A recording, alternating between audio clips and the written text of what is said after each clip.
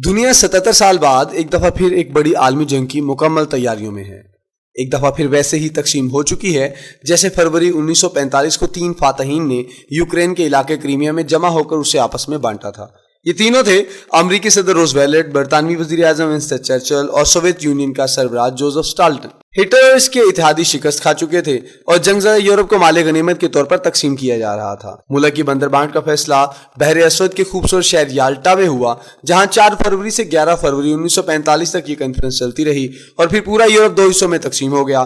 12 ممالک کا ایک اتحاد امریکی سرپرستی میں بن گیا جو نیٹو کہلایا، اور 8 ممالک وارسا پیکٹ کے تحت ایک ہی دن میں اچانک کمیونسٹ ہو گئے۔ اس دن سے سرد جنگ کا ایک ایسا طویل عرصہ شروع ہوا جو یورپ کے لیے تو امن ہی لایا، مگر پوری دنیا اس کے عذاب میں مبتلا ہو کر خون و بارود میں نہاتی رہی۔ صرف 5 سال بعد ہی 1950 میں کوریا کی جنگ چھیڑ دی گئی، 1955 میں ویتنام پر جنگ مسلط ہوئی، 1960 میں کانگو بارود کی بو میں لپیٹ دیا گیا، 1967 میں کمبوڈیا کی جنگیں طول پکڑ گئیں اور آخری مارکہ افغانستان کی سرزمین پر 1979 میں شروع ہوا، جس کے نتیجے میں 1991 میں سوویت یونین ٹوٹا اور یہ سلسلہ تھم گیا۔ جرمنی کے شہر برلن کو 1945 میں تقسیم کر کے جو دیوار اٹھائی گئی تھی وہ توڑ دی گئی اور دنیا پر صرف امریکہ کا حکم چلنے لگا۔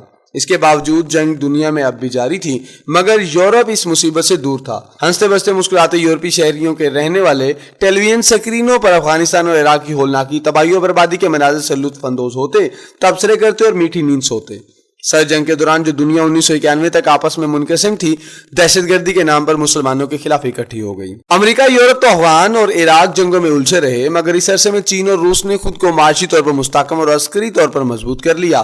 افغانستان میں شکست کے بعد وہاں سے بوریا بستر باندھنا شروع کیا تو جیسے ہی آنکھ اٹھا کر ارد گرد دیکھا تو چین عالمی اقتصادیات پر چھا چکا تھا اور روس یورپ کے مقابلے میں طاقتور ہو گیا تھا۔ ان دونوں کی معاشی اور عسکری پیش قدمی اور برتری کو ختم کرنے کی منصوبہ بندی ہی تو ہے جس نے 77 سال بعد ایک بار پھر یورپ کو تقسیم کر دیا گیا۔ ایک طرف امریکی صدر جو بائیڈن دنیا کے ممالک کو اپنے ساتھ ملانے کے لیے کوشاں ہے اور دوسری طرف روسی صدر پیوٹن دنیا بھر کے دورے کرتا ہے تاکہ وہ اپنے لیے خیر خواہ پیدا کر سکے۔ امریکی حمایت میں یورپی یونین کے تمام ممالک کینیڈا، جاپان اور نیوزی لینڈ ہیں، جبکہ روس کے ساتھ یورپ میں سے بیلاروس اور باقی دنیا سے چین، ایران، کرغزستان، شمالی کوریا، کیوبا، وینزویلا اور نکاراگوا جیسے ممالک ہیں۔ اس واضح سربندی میں یوں تو روس کا پلڑا کمزور نظر آتا ہے، لیکن امریکہ کے ساتھ بظاہر صرف تعداد ہی ہے، مگر شاید ہی کوئی ایک بھی ملک ہو جو دل سے اس جنگ میں شریک ہونا چاہتا ہو، جبکہ روس کے ساتھ والے ممالک مکمل طور پر صف بستہ اور تیار ہیں۔ دونوں طاقتیں دنیا بھر میں اپنے حمایتی ڈھونڈنے کو نکلیں تو اس مشن میں امریکہ کو ذلت و رسوائی اور بدترین شرمندگی کا سامنا کرنا پڑا۔ جو بائیڈن جولائی میں اپنے 2 اہم دوستوں اسرائیل اور سعودی عرب پہنچا۔ دورے کا مقصد یہ تھا کہ تیل پیدا کرنے والے ممالک زیادہ تیل پیدا کریں تاکہ روس کا تیل کم قیمت پر بکے، لیکن نہ صرف اسے انکار کی ذلت اٹھانا پڑی بلکہ اوپیک کے سیکرٹری جنرل نے کہا کہ روس کی ہماری تنظیم میں شمولیت ہمارے لیے بہت اہم ہے، اور اگلے ہی ہفتے سعودی شاہی خاندان کے شہزادہ ولید بن طلال نے روس کے 3 تیل کی کمپنیوں گیسپرم، روزنیفٹ اور لوکویل میں $50 کروڑ کی سرمایہ کاری۔ افریقہ کے ممالک سر جنگ کے دوران ہمیشہ میدان جنگ بنتے چلے آ رہے ہیں۔ براعظم افریقہ کی بدحالی کی وجہ کانگو، نمبیا، انگولا اور ایتھوپیا کی وہ جنگیں ہیں جو انہوں نے سر جنگ کے زمانے میں ہی لڑی اور اپنی معیشتیں تباہ کر لیں۔ افریقہ چونکہ یورپ کے قرب جوار میں ہے، اس لیے آنے والی عالمی جنگ میں اس کی اہم ضرورت ہے۔ اس لیے امریکی وزیر خارجہ بلنکن جہاں ویتنام اور میانمار کے دورے پر گیا، وہیں افریقہ میں روانڈا، کانگو اور جنوبی افریقہ بھی گیا۔ اس کے مقابلے روسی وزیر خارجہ سرگئی لاروف مصر، ایتھوپیا، یوگنڈا اور کانگو گیا تاکہ یوکرین کی جنگ میں افریقی ملکوں کو ساتھ ملائے۔ ایک وقت تھا کہ تمام ممالک امریکہ کو حکومت دولی کا تصور بھی نہیں کر سکتے تھے، لیکن آج یہ امریکہ کو اس کی منافقت کا آئینہ دکھا رہے ہیں۔ امریکہ نے انہیں حکم دیا کہ وہ روس سے تیل، گیس یا دیگر اشیاء نہیں خریدیں۔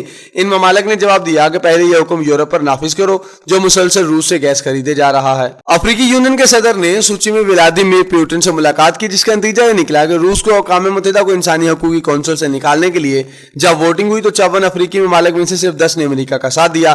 ایسا منظر اس وقت بھی نظر آیا جب اقوام متحدہ نے یوکرین سے روسی افواج کے نکل جانے کی قرارداد پر ووٹنگ کروائی تو 17 افریقی ممالک نے بائیکاٹ کیا۔ امریکہ کو ایسی شکست کا سامنا لاطینی امریکہ کے ممالک میں بھی ہوا اور اسے کوئی ایک بھی ملک ایسا نہ مل سکا جو کھل کر اس جنگ کا ایندھن بننے کو تیار ہو۔ اس تیسری عالمی جنگ کی سربندیوں میں اب 2 اہم ملک باقی بچے ہیں، ایک بھارت اور دوسرا پاکستان۔ بھارت اگرچہ اس 4 ملک کی اتحاد کا حصہ ہے جو چین کے خلاف بنا ہے، لیکن پھر بھی اس نے دونوں طاقتوں سے اپنے تعلقات کو ویسے ہی بحال رکھا ہوا ہے، اور جس طرح سے جنگ کے دوران نہرو، ٹیٹور اور ناصر نے غیر جانبدار 18 ملکوں کا گروہ بنایا تھا، جس کی وجہ سے بھارت دونوں عالمی طاقتوں کا لاڈلا بنا نہ رہا تھا، لیکن اس کے برعکس محسوس ہو رہا ہے کہ پاکستان پر یا تو امریکی دباؤ بہت زیادہ ہے یا پھر امریکہ سے ہمارے اس کی کوئی انتہا نہیں۔ آرمی چیف کے استقبال اور پھر امریکہ کے دورے کی تیاریاں بہت کچھ بتا رہی ہیں۔ دنیا بھر سے شائع ہونے والے عسکری میگزین اور پرنٹ اور الیکٹرانک میڈیا میں موجود بے شمار رپورٹیں اس غیر معمولی نقل و حمل کے تانے بانے یوکرین سے جوڑ رہی ہیں۔ اگر ہم واقعی خدا نخواستہ اس جنگ میں کود چکے ہیں تو فوراً نکل آئیں۔ یہ قدم خطرناک ہو سکتا ہے۔